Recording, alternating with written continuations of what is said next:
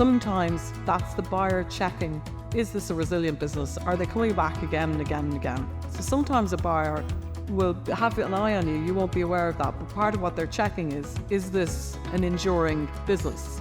You have to kind of lose your personal identity and kind of submerge yourself in your brand that you're representing. I imagine everybody has signed up to be here because they either are interested in luxury retailing or perceive themselves to be within luxury retailing. It's about storytelling, it's about narrative. You guys have great products. It's about how you take the product now and get the package. I'm going to give you guys 5 minutes to do your elevator pitch, and you are then going to pitch back to each other.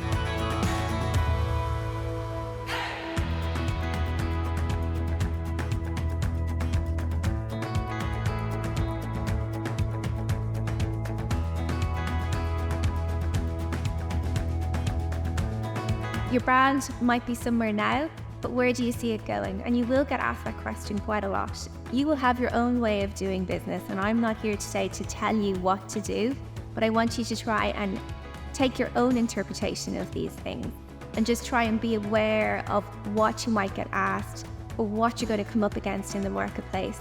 Are you going to add new products, and how often are you going to add them?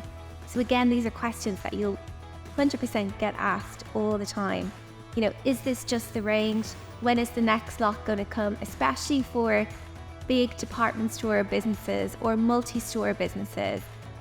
You know, investing in having that, you know, store on an important main street, like whether it's in London or New York or wherever, it's building their brand, it's keeping their brand up there, whereas their real money is being made elsewhere, sort of thing, you know?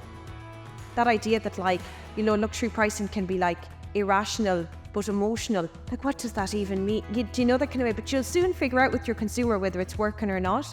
If that side of doing social media digital doesn't interest you, start bringing in your interns, and as soon as you can, hiring somebody to give that support so that you can continue to do what you do well.